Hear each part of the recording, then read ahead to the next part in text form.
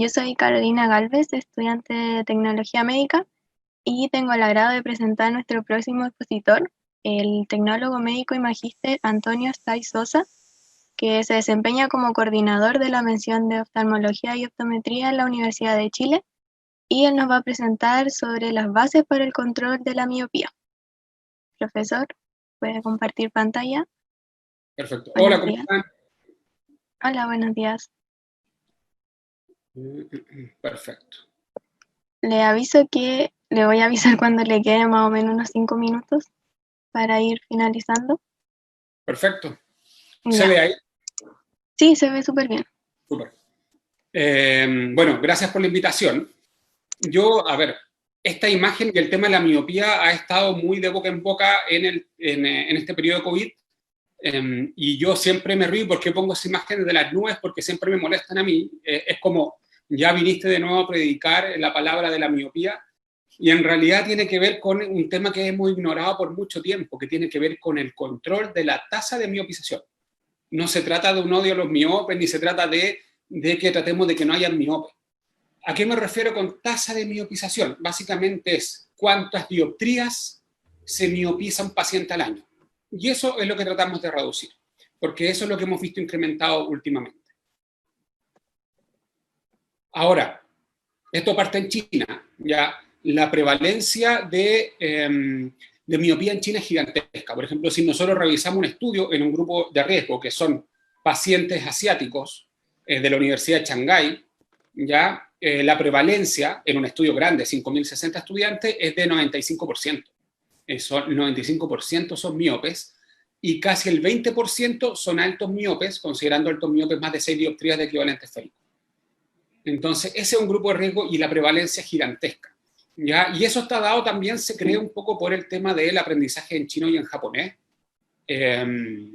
porque básicamente, como vamos a ver, el trabajo cercano está muy vinculado a esto. Ahora, estas son las proyecciones de la OMS. Para el 2050, ¿qué esperamos? Básicamente que el 50,7%, perdón, que el 50%, 52% más o menos sean miopes. Esto estamos hablando de prevalencia mundial. Y el tema es que en Chile la prevalencia esperada, y mejor dicho en Sudamérica y la Sudamérica andina, es un poquito menor nomás. Estamos hablando de un 50,7%. Y eso es para el 2050, que uno dice, ok, faltan 30 años, pucha, van a ser sus hijos, o sea, va a ser un problema de ustedes, básicamente. Ahora, el grupo de riesgo acá es los altos miopes. ¿Y cuál es la prevalencia esperada para los altos miopes? Del 10%. ¿Ya? Entonces, es muchísimo. Y es muchísimo, ¿por qué? Básicamente porque son un grupo de riesgo para cataratas, glaucoma y sobre todo para problemas retinales. Porque si alguien tiene una catarata, ok, se opera catarata, pero si alguien tiene un desprendimiento de retina, si alguien tiene una maculopatía miópica, es más complejo. Entonces, ese es el verdadero grupo de riesgo. Y eso es lo que hay que evitar. Por eso es tan importante. ¿Ya? Y el factor hereditario aquí es súper importante.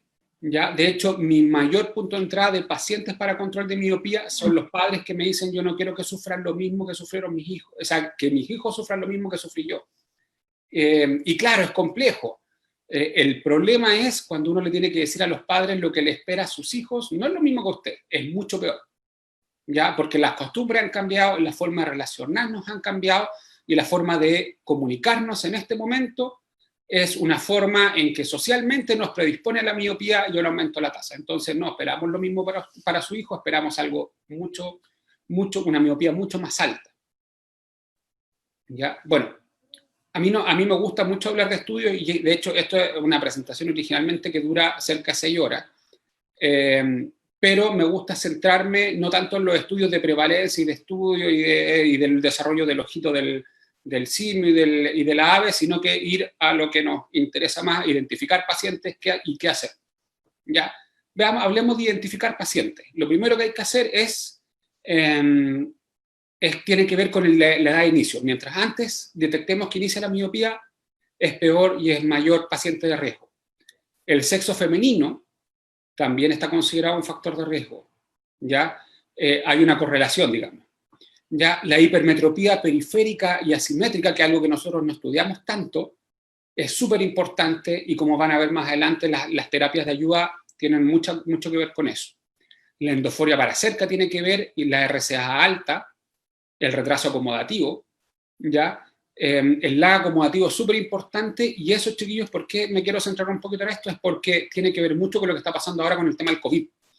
Cuando nosotros nos encerramos más en la casa y hacemos más actividades de cerca y ocupamos más pantalla, más lectura, más lo que sea, ya lo que vamos a ver a la vuelta, cuando empecemos los controles y cuando ustedes empiecen en práctica también, va a ser el tema del retraso acomodativo, de una pseudomiopía, o sea, una miopía que en realidad no es miopía o no es tan alta porque tiene que ver la acomodación, ya, y secundario a eso podemos empezar a desarrollar miopía, pero eso es lo que más vamos a ver.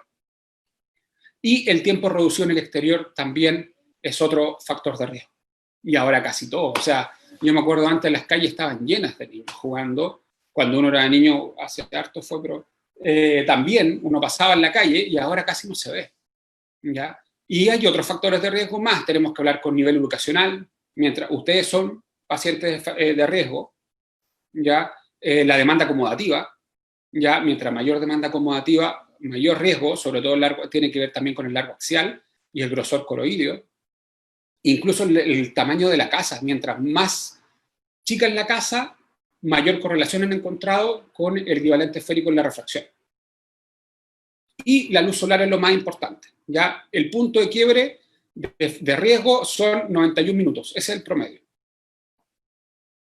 Y eso tiene que ver, ¿por qué? Porque básicamente se han hecho estudios en que la fobia, ¿ya?, al deprivarla o no caerle estímulo, no acelera el largo axial.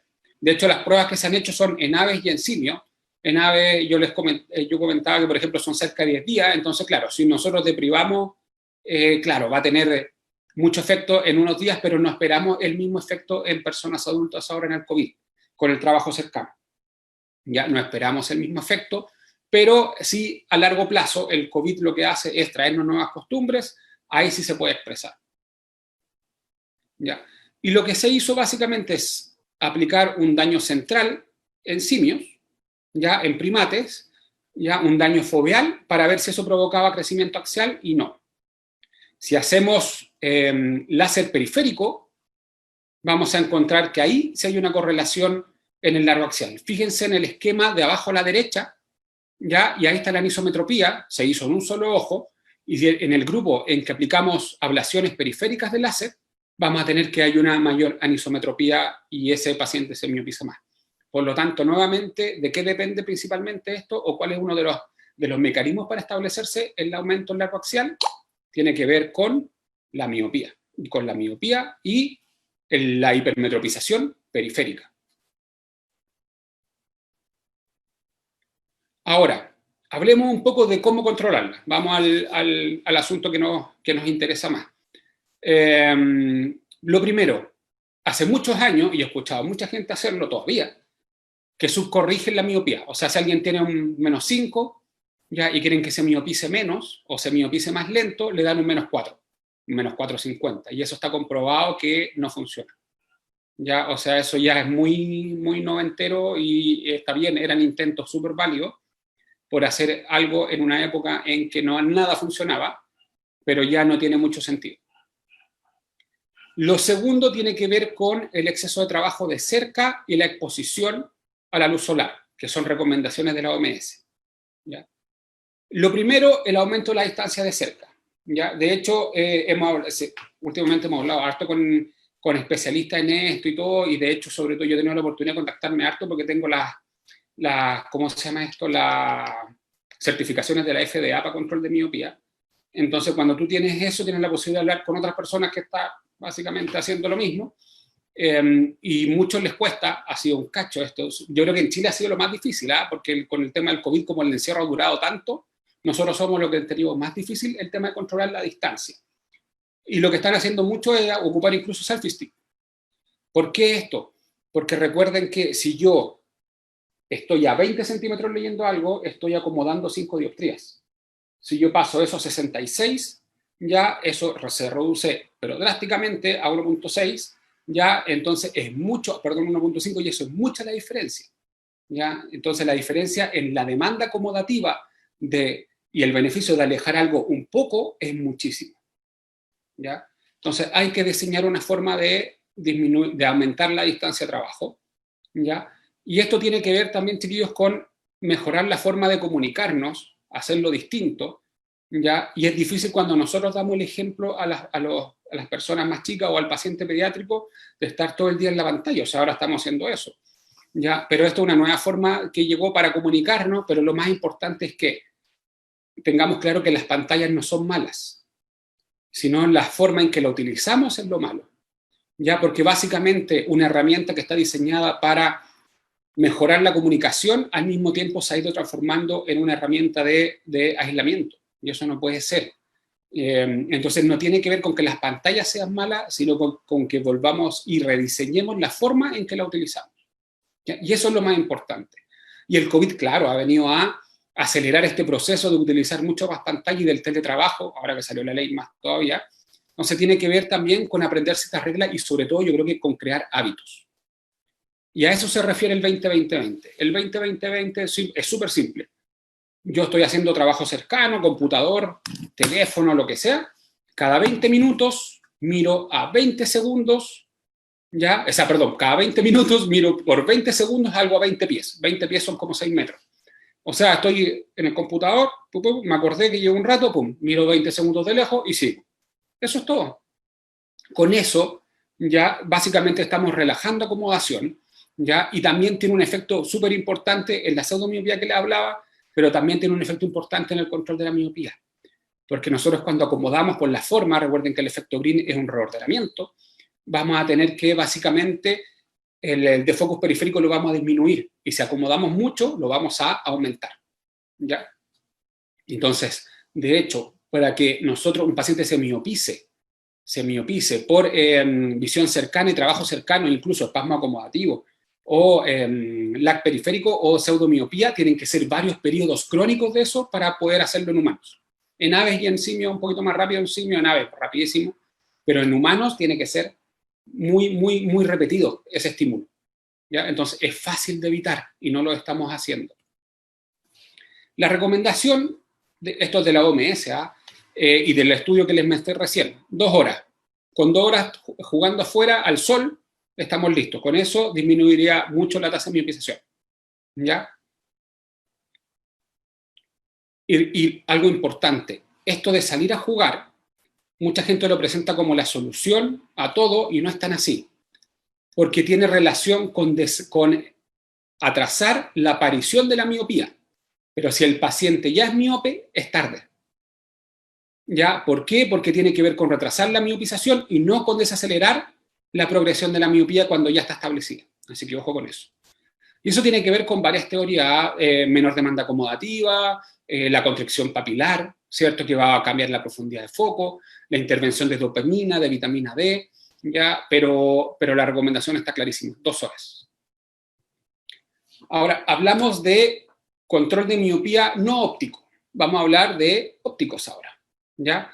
¿Existen multifocales y bifocales para control de miopía? Sí, antes se ocupaban básicamente en lentes común y corriente multifocales. El tema es que no funcionaban tanto, reducen un poco la miopización, sí, cerca del 20%, pero ya existen multifocales especiales para control de miopía que se basa en lo mismo que vimos ya.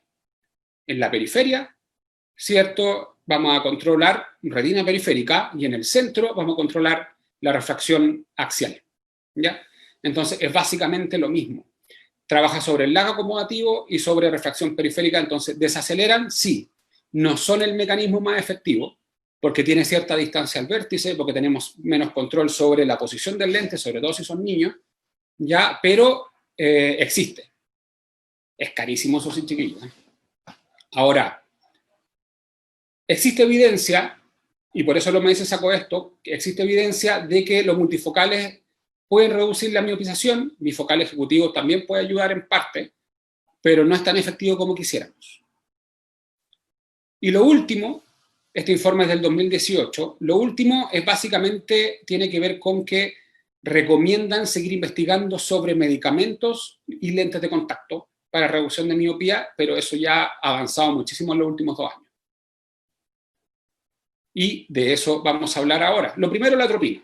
a lo mejor los que son de oftalmo han escuchado que la atropina se ocupa para esto, ya se ocupa al 1% para temas de refracción, ya, y otros temas, pero aquí se prefiere generalmente una dosis menor y provoca varios problemas. Ya es complejo primero porque no lo hacemos los tecnólogos médicos. Ya, entonces para nosotros no está en alternativa, así que le seleccioné algunas cosas y algunos datos nomás. Fotosensible, ya, o sea, uno se pone mucho más fotosensible al ocupar atropina, y la toxicidad a largo plazo no está comprobada, y cuando hacemos control de miopía, chiquillos, esto es un tema que va a ser años. O sea, podemos tener un paciente 10, 15 años en tratamiento, fácil. Entonces, es un súper buen momento, digamos, para nosotros, pero para el paciente no es tan agradable tener tantos síntomas y tener alguna consecuencia en algún momento es súper posible. Fíjense en el gráfico que está ahí, básicamente un gráfico de concentración. Mientras, hacia la derecha, mientras más concentrada es la atropina, más efectivo ya es la atropina en el control de la miopía. Recuerden, en disminuir cuántas dioptrías nos miopizamos al año. Y si hablamos del arco axial, que es lo que más nos interesa por las consecuencias, ya, sobre todo de desprendimiento de retina y maculopatía, tiene un efecto mucho más notorio en disminuir cuánto se agranda el ojo o cuánto aumenta el largo axial. ¿Cuál es el problema? ¿Por qué no se utiliza tanto el 1%? Primero, por los secundarismos. Mientras más concentrado, más secundarismos tengo, ¿ya? Por lo tanto, más probable es que tenga que reducir o suspender la atropina en algún momento. ¿Y por qué es tan malo suspenderla? Porque tiene efecto rebote. ¿Ya? Se encontró básicamente, chiquillos, que...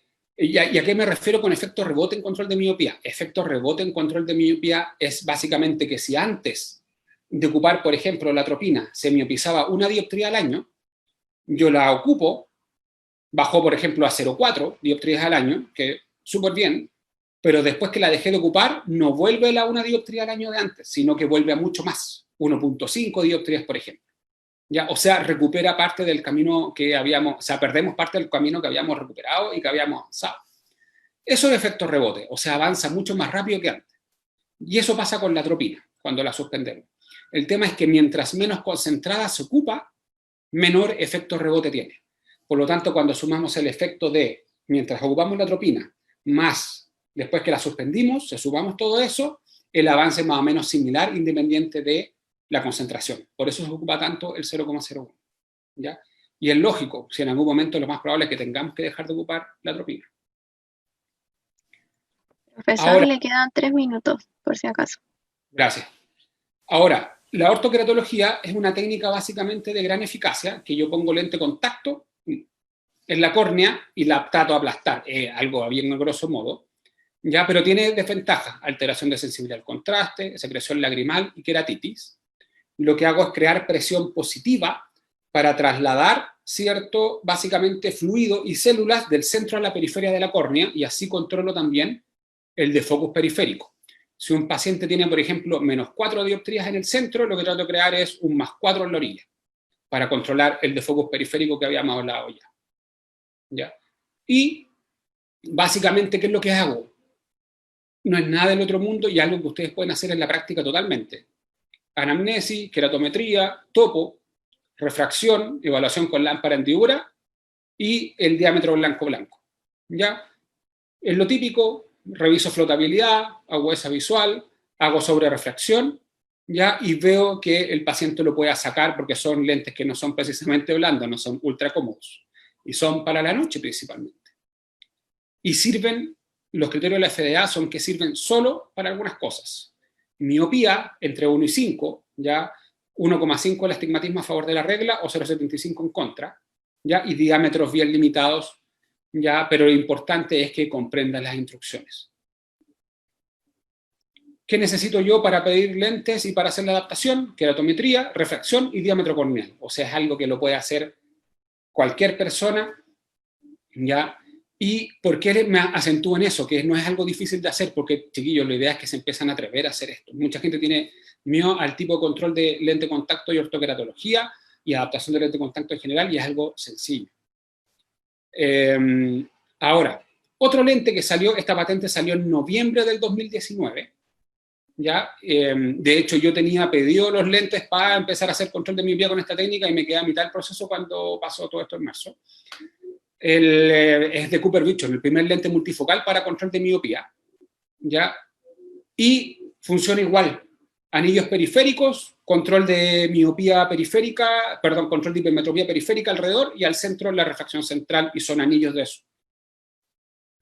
¿Ya? Y demostró que funcionaba súper bien, ¿ya? Por eso está aprobado por la FDA también, y de hecho ha sido el método hasta el momento que mejor resultados ha tenido en control de dioptrías, de tasa de miopización y en control del largo axial, del aumento del largo axial. Entonces, ha sido efectivo, y este esquema lo puse yo, es del 2016, pero me gusta porque me gusta que les quede mentalmente los colores y el esquema. Fíjense, está en orden de efectividad. La subcorrección en rojo, que es lo menos efectivo, ¿ya? En amarillo, los multifocales común y corriente, en verde, los multifocales para control de miopía, en celeste, aumentando su efectividad para esto, la ortoqueratología y luego el control con multifocales. Ahora, lo de ortoqueratología ahí está, yo creo que un poquito inflado en ese estudio, básicamente porque la ortoqueratología también tiene efectos rebote. Y también es otro método que es posible descontinuarlo en algún momento. Y cerrando ya, chiquillos, la idea, recuerden, de esta presentación es incentivarlos a hacer control de miopía. El control de la miopía tiene que ser un nuevo estándar porque es algo simple de hacer y si no lo hacemos ahora, luego va a ser muy tarde. ¿Ya? Ahí está mi correo, si tienen dudas o si quieren mayor información, me mandan un correo porque estamos formando un grupo de gente que hace control de miopía para empezar a estudiar, no la prevalencia, porque eso ya lo tenemos hecho acá en Chile, sino tiene que ver con las técnicas de control y su efectividad en nuestros pacientes. ¿Ya? Así que, muchas gracias. Muchas gracias por su presentación, profesor. Muy interesante el tema. Y ahora pasando a la ronda de preguntas, Francisco pregunta, en el caso de las pseudomiopías, al estar involucrado el factor acomodativo, ¿se recomendaría hacer el control de la refracción con cicloplegia? A ver, cuando volvamos del COVID, ¿por qué hablo tanto de esto, del COVID? Es básicamente porque cuando volvamos, vamos a tener la selección de pacientes después de mucho trabajo cercano. Entonces va a ser una muestra súper buena. El tema es, chiquillos, es que cuando volvamos vamos a tener básicamente pacientes que van a parecer tener una miopía más alta de lo que tengan por el componente acomodativo. ¿Ya? Entonces, sí, la recomendación totalmente a la vuelta es hacer cicloplegia. Totalmente, porque van a tener muchos pacientes que si ustedes no le hacen cicloplegia, sobre todo jóvenes y adultos jóvenes, y que les va a dar una miopía mucho más alta de lo que es. Entonces yo les recomiendo primero hacer fogging, ¿ya? Hagan fogging, si no les resulta, que es lo más probable, porque si estamos en este contexto, puede ser cicloplegia, y la ciclo es súper fácil, chiquillos, yo creo que a la vuelta la van a hacer mucho más que nunca. Ya, ahora Cristian pregunta si se tiene un plan de acción en Chile acerca de la pesquisa de la miopía post pandemia del COVID. Absolutamente nada, y de hecho lo estamos hablando y lo hemos hablado con gente de Junaev. El problema es que recuerden que Junaev depende del Ministerio de Educación, y el objetivo del plan de Junaev es que no aumentar la deserción escolar. Y la miopía, como nosotros hacemos foco a corta distancia, no debiera aumentar tanto la deserción, a menos que sea muy alta. Entonces, no sé si es algo que le deberá corresponder a Junaev. Yo creo que tiene que ver más con el ministerio, y de hecho, si a nivel estatal se hicieran planes de control de miopía para evitar altas miopizaciones, yo creo que el Estado se ahorraría mucho dinero en unos años más, pero oficialmente no hay en este momento nada, absolutamente nada. Ya. Viviana pregunta si la miopía podría tener relación con el síndrome de ojo seco. A ver, lo que pasa es que hay una correlación, pero la correlación siempre está manchada por algo que tiene que ver con lo que hablábamos también en la presentación. Tiene que ver con el mayor trabajo cercano y con el mayor nivel de estudios superiores de las personas que tienen miopía. Entonces los resultados siempre son un poco sucios. Cuesta esas variables separarlas, confundentes. Entonces es un poquito difícil, pero sí, se ha encontrado una correlación. Ahora, causalidad es otro tema. Eso ya es más complejo. Ya, ok. Ninoska pregunta si la atropina, al ser un midriático, podría llevar a cerrar el ángulo iridocorneal y generar glaucoma agudo a largo plazo. Es una contraindicación, sin duda. Y de hecho se tiene que hacer evaluación de lámpara. Ahora, sobre todo, chiquillos, porque el efecto de la atropina, yo creo que ustedes lo saben, es gigantesco, dura muchos días. Entonces es medio complejo.